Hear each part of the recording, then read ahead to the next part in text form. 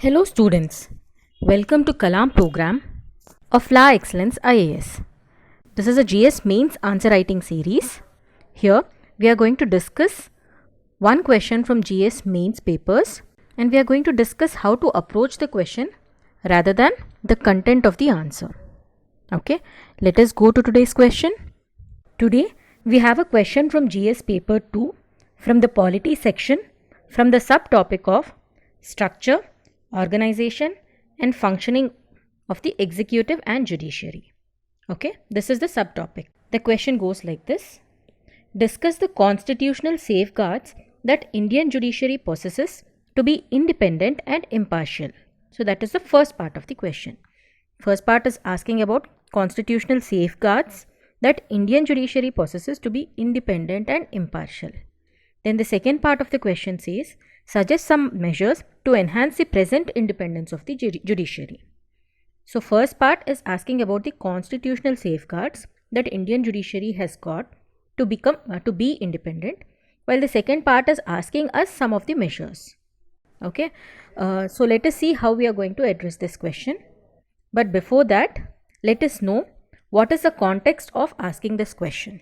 See, recently, one of the ex-CJIs, Chief Justice of India, has been nominated as member of Rajya Sabha. And this move has come under criticism, though it is constitutionally valid that any person of eminence can be nominated as member of Rajya Sabha by President.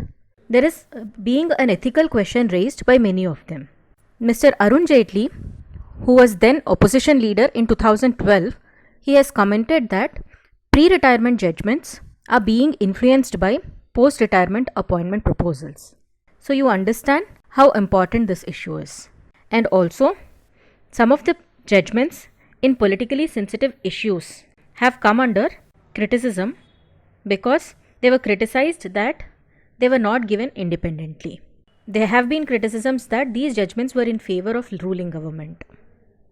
Okay. And there is one more issue regarding independence, regarding the constitution of benches of Supreme Court and allocation of cases of Supreme Court. These powers are vested with Chief Justice of India, and there are criticisms that he is constituting benches based on their alignment. So it is being criticized for non-independence. So in view of all these things, this question has been asked. Let us see what are the prerequisites that are needed to answer this question. First and foremost, we should understand what is meant by independence. What do you understand by independence of an institution? In context of judiciary, it is the ability to deliver justice, or when judiciary is allowed to deliver justice without any fear or favor. Okay, there should be no encroachment by executive or legislature. So this concept should be clear. And then the second prerequisite is that why should there be independence? So you need to understand why there is a need for independence. This is needed so that we can write a good introduction. Okay, or this could be also written in the conclusion. So why is it needed? Rule of law is basic requirement for democracy. It is required to restrain arbitrary power of executive or legislature. Okay, Supreme Court is the guarantor of fundamental rights, even the High Court. Okay, the judiciary is the guarantor of fundamental rights of citizens, and Supreme Court is called guardian of constitution. So in view of all these, there should be independence of judiciary.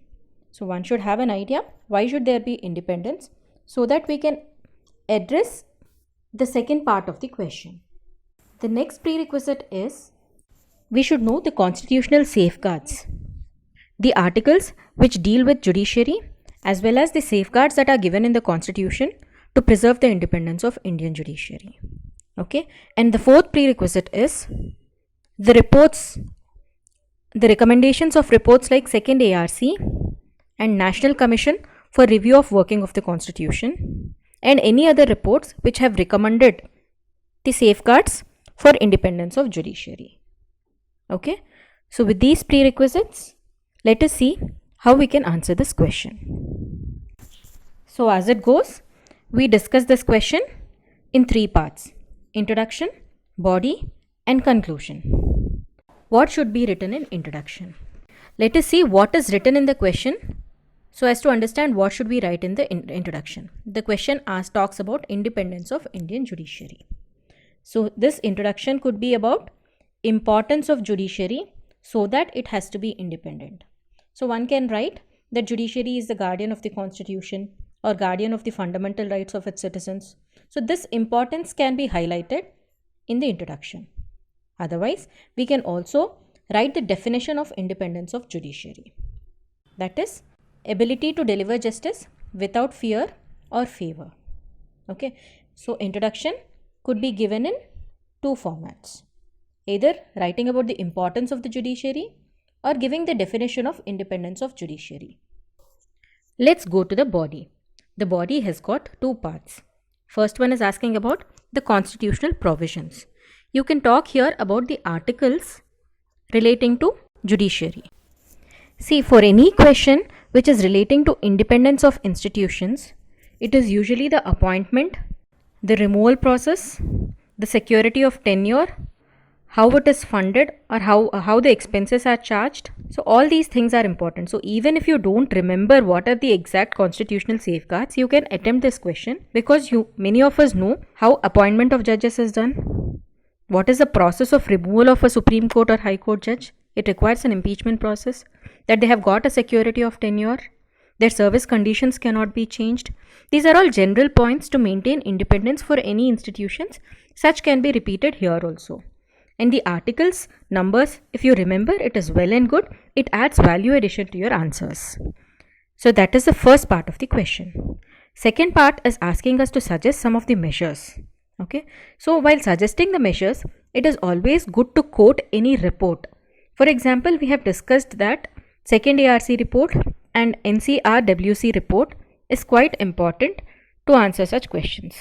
So they can be named here and directly recommendations can be written here so as to answer the question.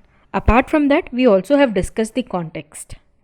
So while you know about the context, you can answer or you can write the measures very easily. That is the reason why context is to be known. See, whoever has framed this question also has the context in his mind. So whenever we are answering, they will look whether we are answering for the problems mentioned in the context or not. So you have to mention about the measures that can be taken to address the concerns that we have discussed in the beginning of this session. Coming to the conclusion part. Conclusion, as always, should always be optimistic.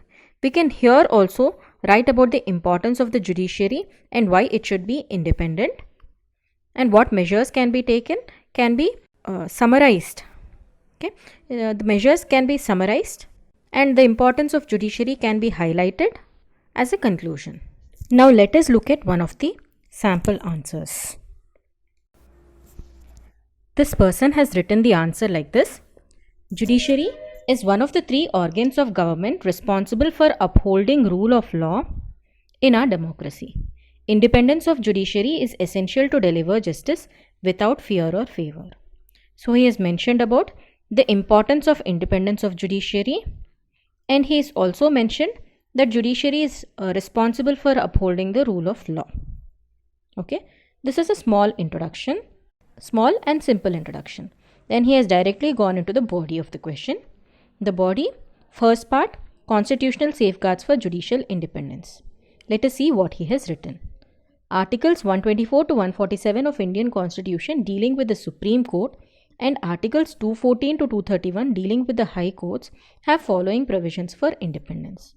So he has some knowledge about the articles that deal with the Supreme Court and High Courts, and he has mentioned them here and he has also highlighted them. Okay, so he wants to express his knowledge here.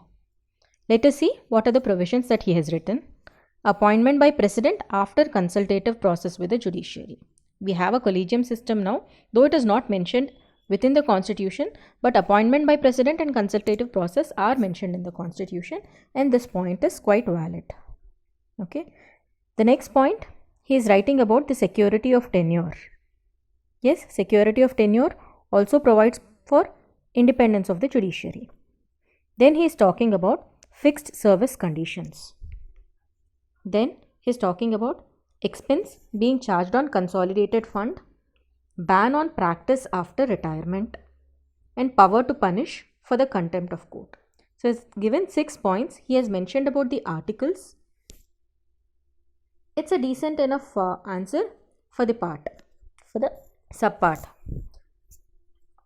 In the recent times, he next goes on writing, in the recent times, independence of judiciary has come under criticism due to judgments of some politically sensitive issues and post-retirement appointment of judges as Rajya Sabha MPs and governors, etc. So here he is trying to mention the context, okay, and he is also using this statement as a linking statement between the first part and the second part. So after this linking statement, he has started with the second part of the question. Suggestions to enhance independence. He has written, as suggested by National Commission for Review of Working of Constitution in 2nd ARC, independent body called National Judicial Commission or Council should be appointed or constituted for recommendations for appointment, for overseeing behavior, for punishing judges for deviant behavior, etc.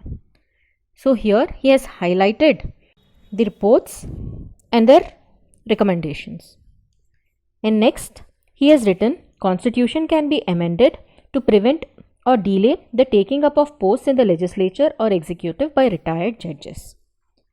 So here if we see, he is trying to address the context. We have the concerns that are mentioned in the context before, that is regarding post-retirement appointments to legislature like MPs or executive. I think he is mentioning about appointment as governors. Okay, and then he goes on concluding by writing that judiciary is the watchdog of the constitution. See, here he has mentioned about the importance of judiciary. So he has written, judiciary is the watchdog of the constitution and its independence must be ensured to restore people's faith in democracy. A simple and short conclusion to end the answer on a good note. This answer seems to be quite dense, incorporating most of the points that we have discussed, and it has linkages. It has established proper linkages. The introduction is short, the conclusion is short, the linkage has been properly established, articles have been mentioned, reports have been mentioned. It is a dense answer and I think it is a good answer. So after discussing the answer, let us conclude this session.